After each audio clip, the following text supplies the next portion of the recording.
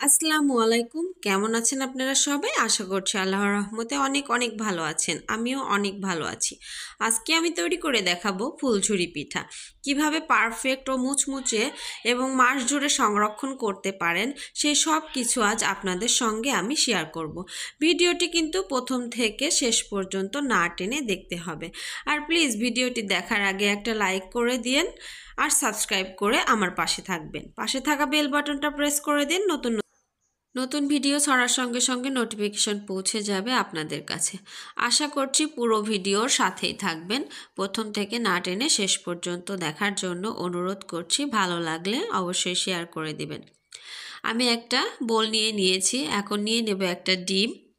আমি এটা অল্প পরিমাণ তৈরি করে দেখাচ্ছি। আপনারা যদি বেশি পরিমাণে তৈরি করতে চান এই উপকরণগুলো ডাবল করে দিয়ে বেশি করে তৈরি করে নিতে পারবেন। আমি একটা নর্মাল টেম্পারেচারের একটা ডিম নিয়ে নিয়েছি।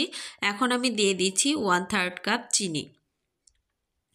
এটা কিন্তু পিঠা একদম পারফেক্ট একটা মিষ্টির ব্যালেন্স। আর দিয়ে দিলাম হাফ চা চামচ লবণ। এখন এই চিনি আর ডিম একসঙ্গে একটু ফেটিয়ে নেব যাতে করে চিনিটা গলে যায়। তবে দেখবেন চিনি আর ডিম একসঙ্গে ফেটাতে গেলে কিন্তু খুব সহজে গলে না, যার কারণে আমি এখানে দুধ দিয়ে দিচ্ছি 1/3 কাপ। এতে করে চিনিটা তাড়াতাড়ি গলে যেতে সাহায্য করবে। আমি খুব ভালো করে ফেটিয়ে নিচ্ছি। চিনিটা গলে আসা পর্যন্ত আমি ফেটাতে থাকবো। এখন আমি দিয়ে দিচ্ছি 1 কাপ চাউলের গুঁড়া আর দিয়ে দিচ্ছি হাফ কাপ আটা। আপনারা হাতের কাছে আটা থাকলে আটা দেবেন, আর না থাকলে ময়দা দিয়েও এটা কিন্তু তৈরি করে নেওয়া যায়। তো আমি আজকে আটা দিয়েই তৈরি করছি। 1 কাপ চাউলের গুঁড়া আর হাফ কাপ আটা দিয়ে আমি খুব সুন্দর করে এখন সেই চিনি আর ডিমের সঙ্গে মিশিয়ে নিচ্ছি। এখন দেখতে পাচ্ছেন আমার ব্যাটারটা কিন্তু অনেকটা ঘন। এই এত ঘন করে কিন্তু পিঠাটা তৈরি করা যাবে না, এটাকে পাতলা করতে হবে। আমি কিন্তু আরও 1/3 কাপ দুধ এখানে নিয়ে নিয়েছি। জাল করে ঠান্ডা করে নেওয়া দুধ আমি দিয়ে দিচ্ছি। আরও 1/3 কাপ নিয়ে নিয়েছি। ফার্স্টে আমি 1/3 কাপ দিয়েছিলাম, আমি আবারও 1/3 কাপ নিয়ে নিয়েছি দ্বিতীয়বারের মতো। আমি একটু একটু করে দেব আর একটা পারফেক্ট ব্যাটার রেডি করব। একবারে দিতে গেলে কিন্তু পাতলা হয়ে যেতে পারে, যার কারণে আমি অল্প অল্প করে দিচ্ছি। এখন আমি ব্যাটারের ঘনত্বটা আপনাদেরকে দেখিয়ে দিচ্ছি। এভাবে একটা স্পুন দিয়ে আপনারা চেক করে নেবেন। দেখবেন হালকা করে স্পুনের গায়ে লেগে থাকলে বুঝতে হবে যে পারফেক্ট হয়েছে। এখন আমি একটা পাশে সাজটা গরম করতে দিয়েছি, আর একটা পাশে পিঠা ভাজার জন্য তেল গরম করতে দিয়েছি। এভাবে যদি পিঠা তৈরি করেন তাহলে পিঠাগুলো খুবই ভালো হয়। সাজটা খুব ভালো করে কিন্তু গরম করে নিতে হবে। সাজটা গরম করে নিয়ে আমি ব্যাটারের মধ্যে দিয়ে উঠিয়ে নিয়েছি। পুরোটা কিন্তু দেইনি, উপরে হালকা একটু কিন্তু বাদ আছে। এখন আমি দেখেন পিঠাটা তেলের মধ্যে একটু দেওয়াতেই ছেড়ে এসেছে সাজ থেকে, কারণ সাজটা ভালো করে গরম হয়েছে। আর তেলটা কিন্তু খুব বেশি গরম করতে দেওয়া যাবে না, কারণ তেলটা যদি খুব বেশি গরম হয় তাহলে পিঠা কিন্তু খুব সহজে কালার চলে আসবে, আর পোড়া পোড়া লাগবে, খেতেও ভালো লাগবে না, দেখতেও ভালো লাগবে না।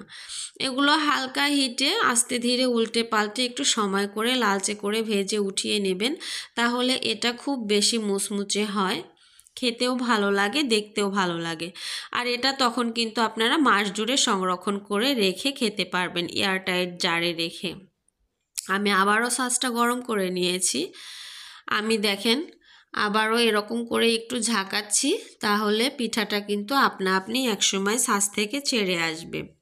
আমি চুলার হিটটা একটু কমিয়ে দিয়েছিলাম, যার কারণে দেখেন দ্বিতীয়বারের সাজটা কিন্তু গরম কম হওয়ার কারণে পিঠাটা তাড়াতাড়ি কিন্তু ছাড়ছে না।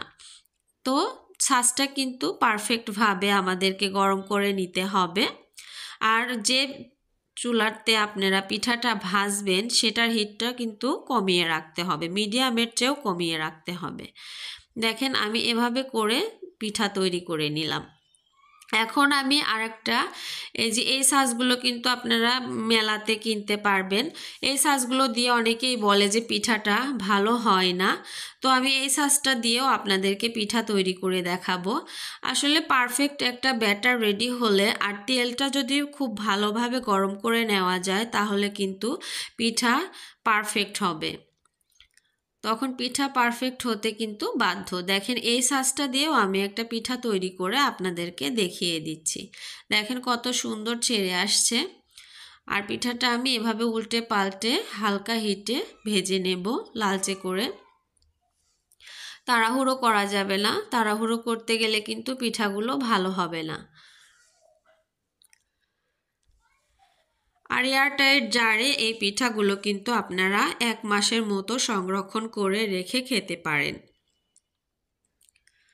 আমি যে উপকরণগুলো দেখিয়েছি বেশি করে বানাতে চাইলে আপনারা যতটুকু বানাবেন ততটা ডিমের পরিমাণ বাড়িয়ে দেবেন, আর আটা আর ময়দাটা বাড়িয়ে দেবেন, চিনির পরিমাণটাও বাড়িয়ে দেবেন, তাহলেই পারফেক্ট একটা ব্যাটার আপনারা রেডি করে নিতে পারবেন। দেখেন আমি এভাবে করে সবগুলো পিঠা কিন্তু একে একে তৈরি করে নিচ্ছি। আর আমার এই পিঠাগুলো এত সুন্দর মুচমুচে আর খাস্তা হয়েছিল, অনেক দিন পর্যন্ত আমি এটা রেখে খেতে পারবো।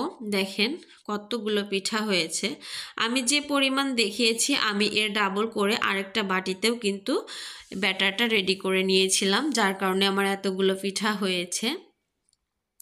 সেটা আমি আপনাদেরকে দেখাইনি, এটা বড় সাজটা দিয়ে তৈরি করেছি। ভালো থাকবেন।